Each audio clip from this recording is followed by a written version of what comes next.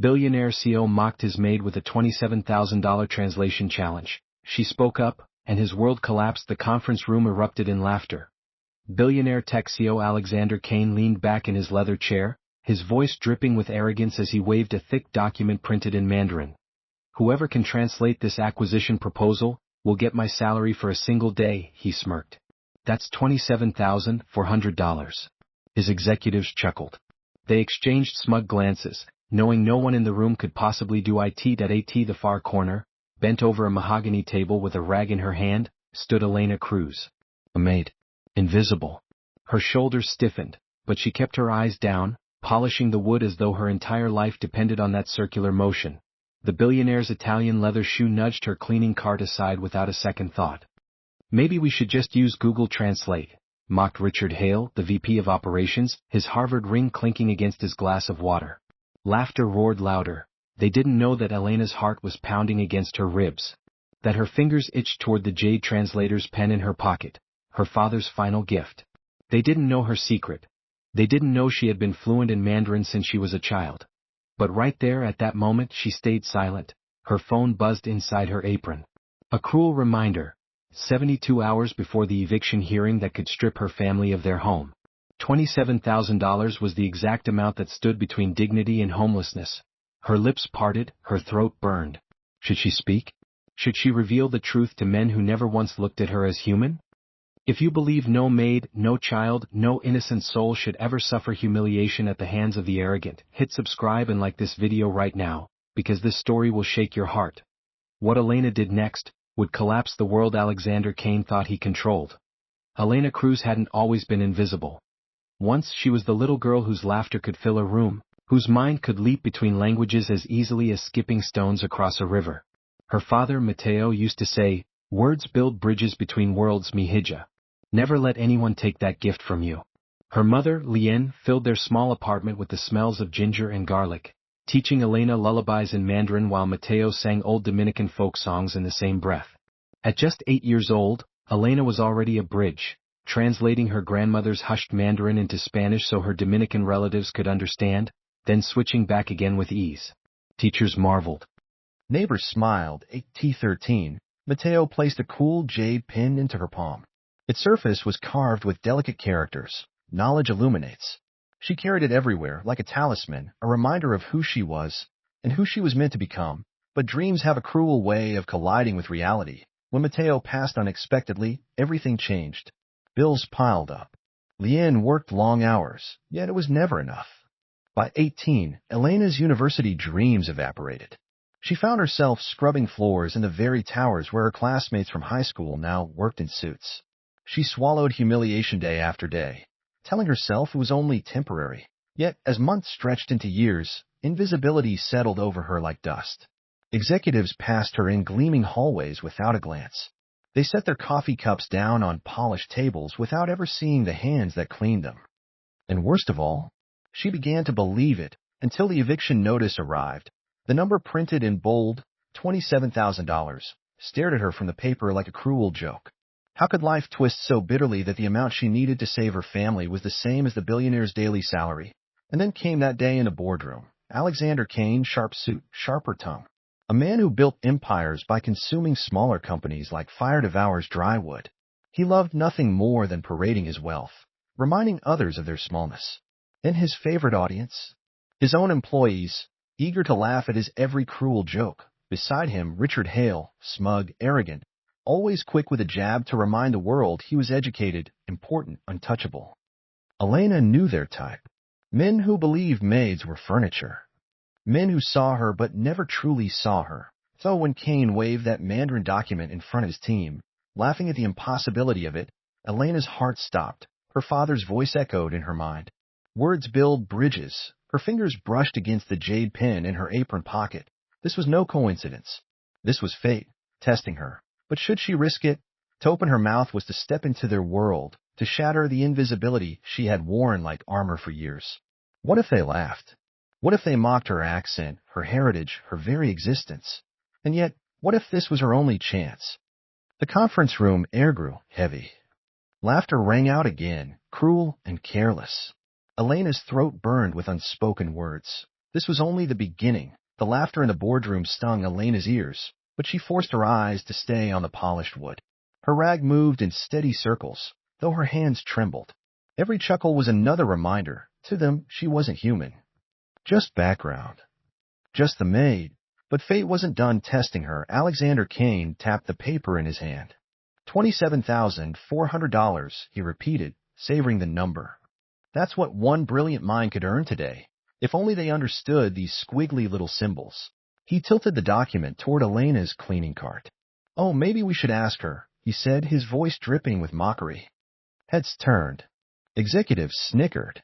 Elena froze, her rag midair. Richard Hale smirked. Alexander, I doubt she can even read English at that level, let alone Mandarin. Let's not waste time. The room roared again. Elena's cheeks burned. She lowered her gaze, praying no one would notice the fire in her chest. She wanted to speak. She wanted to show them.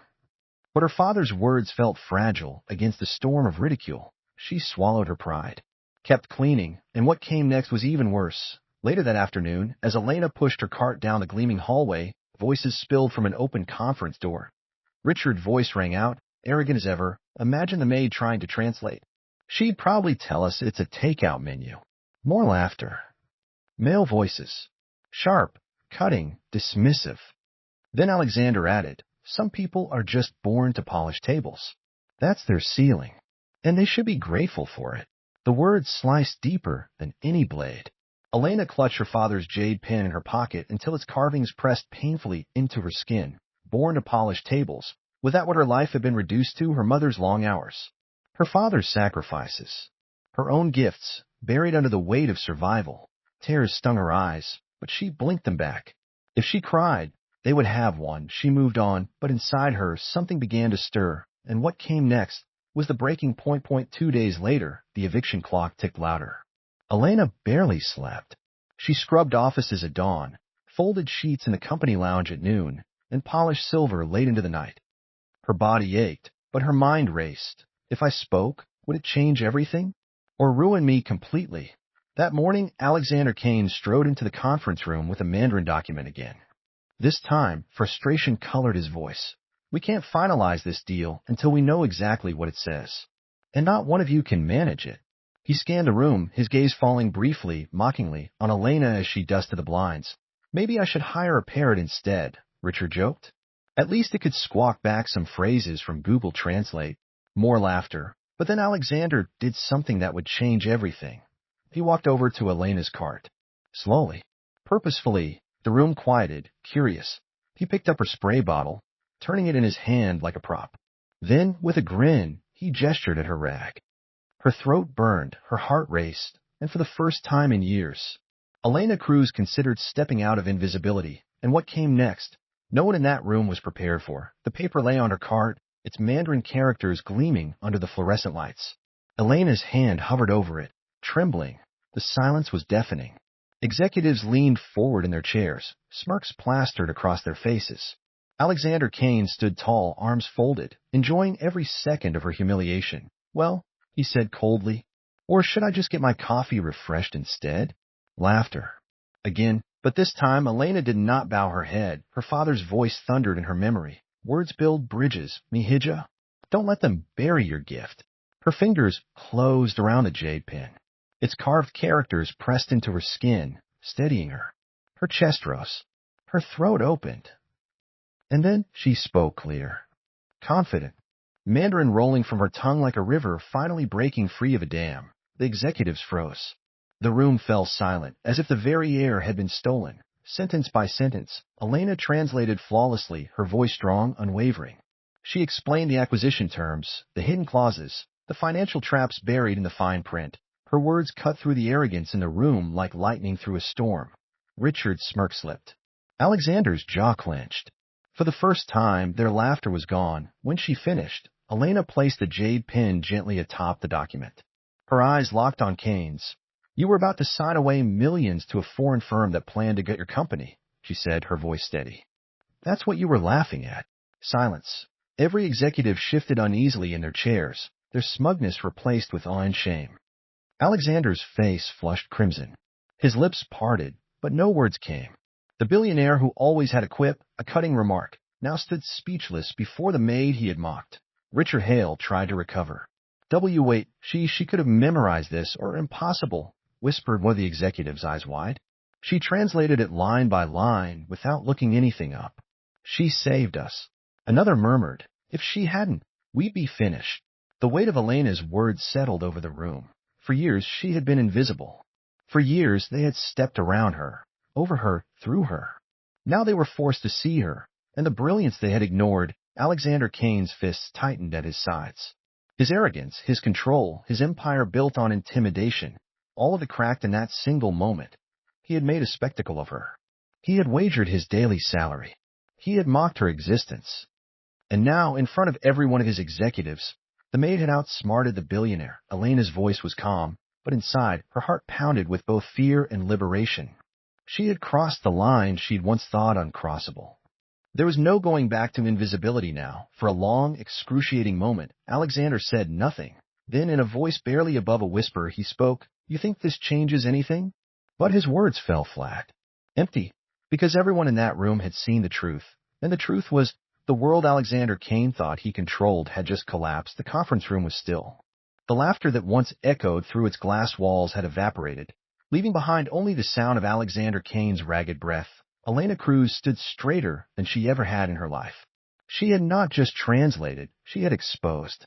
She had stripped away the arrogance cloaking a man who thought himself untouchable. An executive finally broke the silence. She just saved us from a disaster. If we had signed that contract, we'd be ruined. Another added, she deserves that salary. Every dollar. All eyes turned to Kane. For years, his empire had been built on fear, intimidation, and unchecked power. But in that moment, he looked small. Cornered. His jaw tightened, his hands clenched, but his words failed him. Elena, Richard Hale muttered, still trying to recover. This doesn't mean. It means, interrupted one of the senior board members, that this company just witnessed brilliance in a place we least expected it. And maybe we should question why we were blind to it for so long. The weight of truth was undeniable. Kane's empire didn't collapse because of the Mandarin contract. It collapsed because his mask had slipped. His arrogance had been shattered by the very person he mocked, the maid who cleaned his tables. The tea last, with his pride bleeding in silence, Kane reached into his jacket and pulled out his checkbook. His hand shook as he scribbled the numbers, $27400. He tore the check free and slammed it onto the table. Take it, he growled, but Elena didn't reach for it right away. Instead, she met his eyes, steady, unwavering. This isn't about your money, she said softly. It's about respect. Her words stung more than any victory. The executives shifted uncomfortably, ashamed of their own laughter, their complicity. They had all been part of the humiliation, and now they were all part of the reckoning. Finally, Elena picked up the check, not as a beggar grasping for survival, but as a woman reclaiming her worth. She turned, walked out of the room, and for the first time in years, she did not feel invisible. That night, as she sat at her small kitchen table, her mother Leanne wept when Elena laid the check beside the eviction notice. Relief washed over their home like sunlight breaking through storm clouds. Her father's jade pen rested on the table too, glowing faintly in the lamplight. Elena traced its carvings with her fingers, whispering, "Words build bridges, Papa." Today they saved us. The eviction was gone. The humiliation was gone. And in its place stood dignity, restored. But the impact of that moment went further than Elena's family. Whispers spread through the company, how the maid outsmarted the billionaire, how arrogance was silenced by knowledge. Executives who once chuckled at Kane's jokes now looked at him with doubt. Investors questioned his judgment. For the first time, the cracks in his empire were visible to everyone. And Elena? She was no longer the invisible maid. She became the story, the proof that brilliance can bloom in the most overlooked corners of life.